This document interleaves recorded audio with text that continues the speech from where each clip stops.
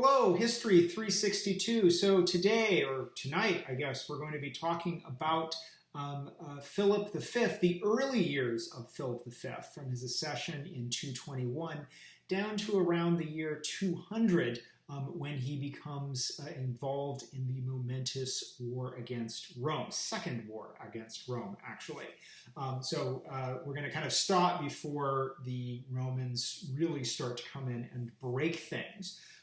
So Philip V takes over when his uncle Antigonus Doson finally dies fighting the Illyrians in 221. And it's notable that and Polybius actually draws this kind of coincidence. There's a sort of sudden shift within a couple of years of new young kings coming to power in all three of the Hellenistic kingdoms: Philip V in Macedonia, Antiochus III in the Seleucid Empire, and Ptolemy IV in Egypt. We're going to talk about the Ptolemies next week. So there's a kind of turnover. And two of those kings, Philip V and Antiochus III, proved to be energetic, aggressive, militarily engaged monarchs, somewhat less so Ptolemy IV, who, while he beats Antiochus III at the Battle of Raphia, kind of settles down into a life of alcoholism. Philip V, however, a young king, and pretty quickly proves that he does have the mettle that it takes to be king. Like Antiochus III, he faces an internal challenge within his own court, to the point that some of the courtiers are even they sort of try to block funds that Philip needs to support himself and his army in his early campaigns. And Philip has to sell gold plate that he uses on campaign. Tells you something about the splendor of Macedonian kings, that they eat off of gold plate while on campaign. But Philip V manages to strike back, take control of his court with less violence, but still some violence, than Antiochus III and his brutal liquidation of Hermias. And also pretty quickly proves himself moderately successful in a war. And Philip's first war is called the Social War. That's actually a Latin name. It comes from the Latin for socius or socii, allies. And it's a war that is fought between Philip's allies, the Achaeans, and the Aetolians. So that's why it's called the Social War. It's not really the Greek name, but it is a war that actually starts off between Aratus and the Achaean League and the Aetolian League. And Philip agrees after the Illyrian position starts to threaten some of his, the Aetolian position starts to threaten some of his interests, including interests in Illyria. Philip joins in. So the war sees Philip moving into the Peloponnese to fight both the Aetolians and they have some allies in the Peloponnese. Overall, the war is actually a draw. It ends in 217 at the Peace of Naupactus, where basically, again, it's a wash. Now, 217 is a momentous year for those of you who are taking History 363, the Roman Republic. And indeed, it seems that the events that are going on in Italy start to influence events in Greece, and that statesmen at this peace conference speak openly that they are worried about a cloud in the west, and they think it is best that the Greeks start to set aside their own disputes to prepare to face a challenge coming from the west. Now, interestingly enough, we might ask, who is the cloud in the west? That's conventionally considered to be Rome, because we know now that Rome is going to come in and eventually exert hegemony and over the entire Eastern Mediterranean, a hegemony that will harden into imperial structures. They didn't know that in 217. In fact, in 217, it is Carthage, which has been hammering one Roman army after another, that increasingly looks like it might win the war. And so this huge, titanic, hegemonic war going on in Italy probably is starting to influence the calculations of both Greek states, including those that look out onto the Adriatic, and also Philip V himself. Indeed, it seems after the social war is over, he expresses a new interest in projecting power into the Adriatic. Now, this is actually something that the Romans have recently been doing the other way. So while the Romans haven't been interested in Greece proper, they have taken an interest against the Illyrians. And there have been 2 Roman expeditions against an Illyrian kingdom, one in 229 and the other in 219, that have shown that the Romans potentially take the rise of Illyrian power on the Adriatic seriously. Now, Philip, perhaps sensing a kind of Roman vacuum, seems to now express a Roman vacuum because they've been losing battle after battle to Hannibal in 217 and then again in 216, seems to express some interest in projecting power into the Adriatic himself. And so in 216, he builds a fleet of cutters. These are not the big kind of multi-level quinqueremes that are the big sort of ships of the line common in Hellenistic warfare. They're rather called the lemboi, which again probably translates best into cutter, corvette, light warships, oftentimes rowed probably by about 50 to 75 soldiers, and perhaps not much difference between at times between rowers and the soldiers who they can get out and fight.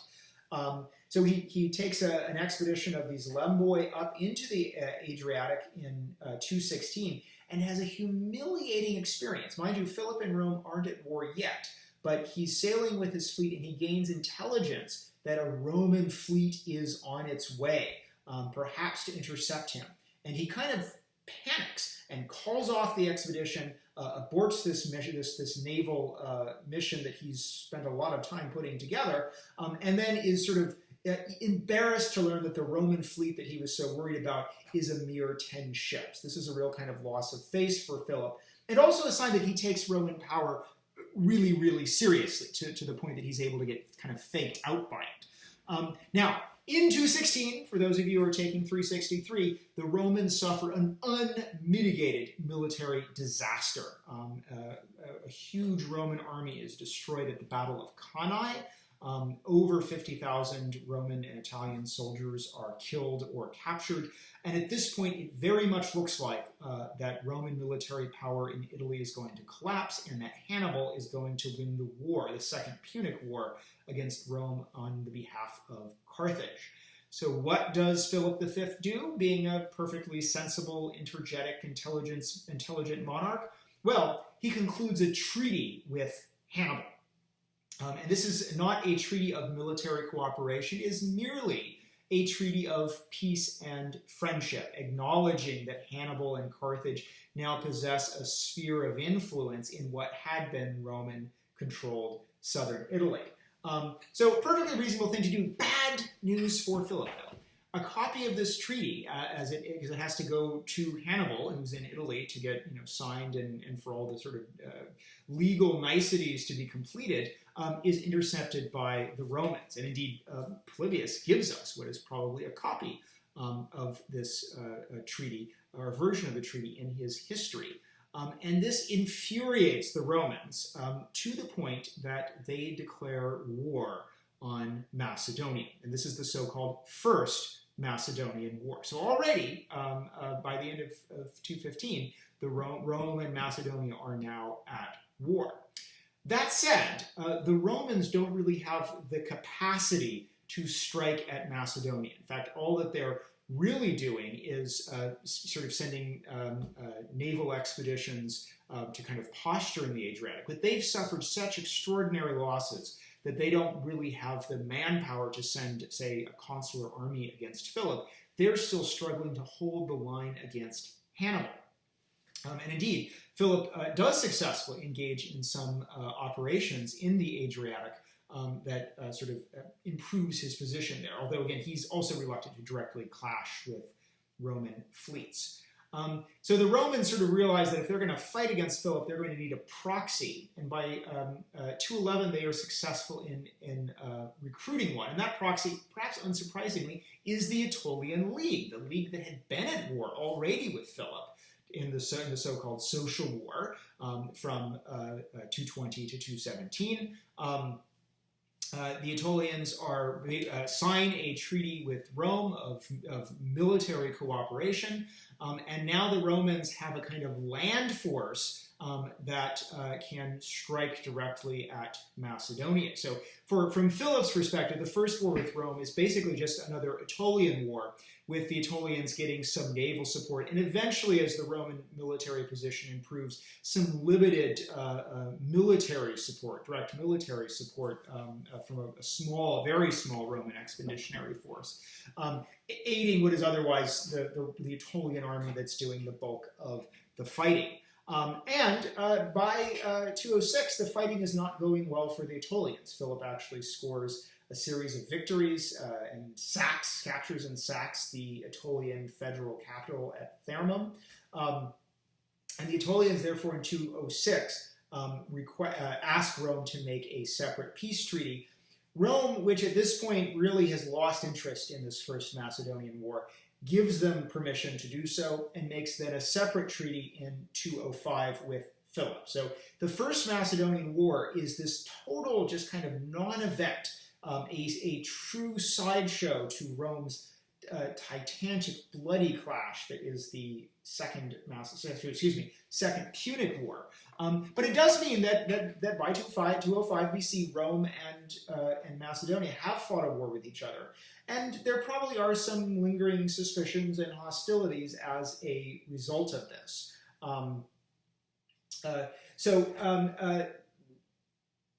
That is that.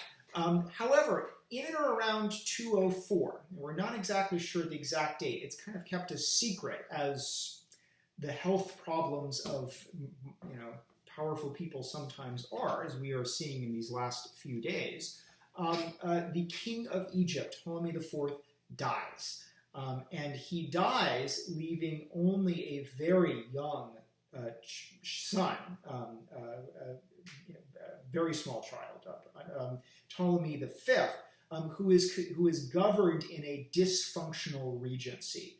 And this leads to rioting and even the lynching of several of the regents in the streets of Alexandria, and basically the Ptolemaic Empire, which again we'll talk about more next week, becomes a kind of failed state. In this moment of chaos and internal failure, Philip and Antiochus III hatch a secret plot that eventually is exposed. Now, the historicity of this secret plot has already been debated, has been debated by ancient historians. Some say it's made up by the enemies of Philip and Antiochus to justify Roman intervention, or maybe even made up by the Romans themselves to justify their eventual intervention. There are other historians, including, as I mentioned last time, Arthur Eckstein, who suggests, no, this pact between the kings really does happen, and Philip V and Antiochus the Great agree to divide up the holdings of the Ptolemies, and eventually, when those have been divided up, may even have an interest in annexing Egypt itself.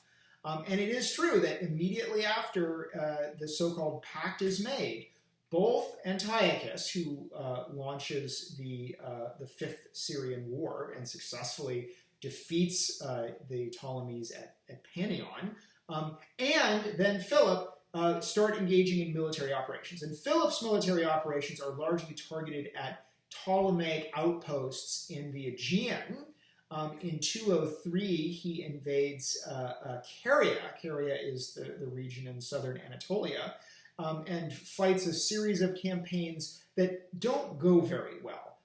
In fact, it seems that Philip, the Macedonians had never really had an expeditionary capacity beyond kind of campaigns in Greece. So a big expeditionary event for the Macedonians would be to simply send an army down across the Isthmus and into the Peloponnese. That's sort of a big deal. That's kind of what they're used to doing. Putting troops on boats and sending them somewhere and keeping up seaborne lines of supply, the Macedonians are less good at that. And indeed, Philip's Carian campaign bogs down when he runs out of food for his army and is forced to trade a city that he's captured with yet another city in exchange for figs. Like he's literally bargaining away territorial gains so that he can feed his army figs. Which is actually not a particularly, armies run on grain in the ancient world. They don't run on dried fruit. So this is a bit of a setback. However, Philip continues his campaigns and is by 201 threatening Abydos. Abydos is a city on the Hellespont. And I think this is actually something else that gets Rome's attention. Because at this point there are various smaller powers that are sending messages to Rome full of alarm. This includes Rhodes, and this includes Attalus of Pergamon. They're both going to the Senate saying, "Look, we're really worried. Philip's out of control, and you guys should think about doing something." It does seem that this siege at Abydos really starts to capture the Senate's attention. Some of it seems to be the histrionics, that the siege is quite violent. And when the city falls, a number of the inhabitants commit suicide rather than endure capture. But also Abydos, again, is on the Hellespont. It's this really strategically important position that should Philip capture it, and he does, eventually it would improve his position to actually control trade coming out of the Black Sea. And that actually would allow him to control, or at least influence, the broader kind of Eastern Mediterranean grain market. So that sort of represents a waxing of Philip's power that again seems to really catch the Senate's attention. Also, and this actually is a kind of bizarre event, but there are two sort of Macedonian youths who are caught spying on the Eleusinian mysteries near Athens. And these are genuine mysteries. They're kept secret, and the uninitiated are not supposed to see what's going on. Athens executes these youths for religious impiety, and this also leads to Philip menacing the city of Athens militarily around 200. And this is also given that Rome has diplomatic feelers out to Athens, and that Rome is always happy to kind of position itself as a defender of the freedom of Greek states. This also seems to be kind of one of the last straws leading up to the Roman declaration of war with Macedonia. So what we actually kind of see is that the period from around 204 to early 200, late 201, early 200, is in some ways the pinnacle, the apogee of Philip's military power. It sees him going on an aggressive series of campaigns across the Aegean. This, however, combined with worries about the pacts against the kings, and maybe just a general worry of, hey, now we've beaten Hannibal, and now we have this new aggressive Hellenistic king, this prompts a Roman declaration of war, and this begins the Second Macedonian War, a war that will prove a serious setback to both Philip V and Macedonia. But I actually want to leave that there because I want to talk about that as we talk about Rome, the real Roman interventions, the serious Roman interventions in the East from 200 to around 168. We'll do that a little later in the course. But suffice it to say, I think we've gotten through the Antigonids in the 3rd century, and I think that's not bad for a week. So next week, we will look at the Ptolemies, the wildly wealthy kings of Egypt. So I'll see you then.